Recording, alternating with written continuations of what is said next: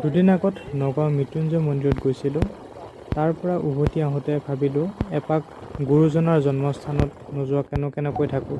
সেয়েহে ভাবিলোঁ গুৰুজনাৰ জন্মস্থানত এপাক সোমাই আহোঁ। বহি কেনে লাগছে? এইবিলাক ৱাটাৰ মেলন মানে অসমীয়াত কি বুলি কয় অসমীয়াত? তৰমুজ।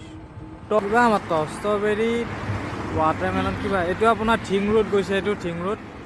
আমি বটদ্ৰৱা থান আপোনাৰ আৰু 10 কিলোমিটাৰমান আছে। টাইমটো বহুতেই হ'ল, এতিয়া আপোনাৰ 4:15 হ'লেই, 4:13। আহাত আমাৰ দেৰিয়ে হ'ল বহুতখিনি। বটদ্ৰৱা থান আপোনালোকে হয়তো গমেই পায় আৰু সকলোৱে জানেই। নৱবৈষ্ণৱ ধৰ্মৰ প্ৰতিষ্ঠাপক জগতগুৰু শ্ৰীমন্ত শংকৰদেৱৰ জন্মস্থান বুলি কোৱা হয়। বটদ্ৰৱা থান এখন পবিত্ৰ তীৰ্থস্থান আৰু এই বৰদোৱা বা বটদ্ৰৱা থানতেই তেওঁ 19 বছৰ বয়সতে এই বটদ্ৰৱা থানখন তেওঁ প্ৰতিষ্ঠা কৰিছিলে। আমাৰ গৈ পোৱাত যথেষ্টখিনি দেৰি হ'ল যদিও আমি লৰালৰিকৈ ভিতৰলৈকে সোমাই গ'লোঁ আৰু গুৰুজনাৰ কাৰণে অলপ প্ৰসাদ আগবঢ়ালোঁ।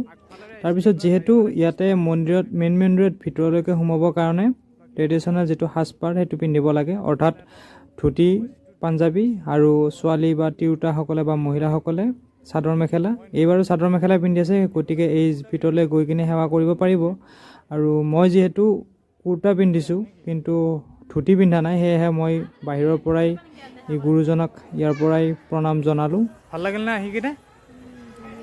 ভাল লাগিল। আৰু ইয়াতে ভিডিঅ' অলপ বনাম বুলি ভাবিছিলোঁ, ইয়াৰে বিষয়ে ক'ম বুলি ভাবিছিলোঁ, কিন্তু মানে কি বহুতখিনি টাইম গৈছে অলৰেডি। ইয়াতে ভিডিঅ'খিনি বনাই থাকিলে আৰু বহুত দেৰি হ'ব। ইফালে আকাশীগংগা যিটো পুখুৰী কয় সেইবিলাকৰ ভিডিঅ'খিনি এদিন ভালদৰে বনাম মই আহি কিনে। আৰু এই গুৰুজনাই এই স্থানটো, এই বৰদোৱা স্থানটো তেওঁ 19 বছৰ বয়সতে 1468 খ্ৰীষ্টাব্দত তেওঁ এই আপোনাৰ বৰদোৱা স্থানটো প্ৰতিষ্ঠা কৰিছিল। আৰু বৰ্তমান সময়ত ইয়াতে তেওঁৰ মৃত্যুবাৰ্ষিকী বা জন্মবাৰ্ষিকী বহুত শ্ৰদ্ধাৰে ইয়াত পালন কৰা হয়। বহুত ভক্তপ্ৰাণ ৰাইজসকল আহি কিনে আজিও আহিছে, আজিও বহুতখিনি মানুহ আমি দেখিলোঁ। কিন্তু আমাৰ অহাত যথেষ্টখিনি দেৰিয়ে হৈছে বাৰু। এতিয়া যিখন আপোনাৰ নতুনকৈ বটদ্ৰৱা প্ৰকল্প যিটো আছে সেইটো এনেই এবাৰ চাই যাম বাহিৰৰ ফালৰ পৰা, কাৰণ যাওঁতেই 3 ঘণ্টামান লাগিব। গতিকে এদিন আহিম, মই আহি কিনে ভালদৰে ইয়াতে ভিডিঅ'খিনি বনাম। আজিলৈকে ইয়াতে ভিডিঅ'টো সমাপ্ত কৰিছোঁ। ধন্যবাদ।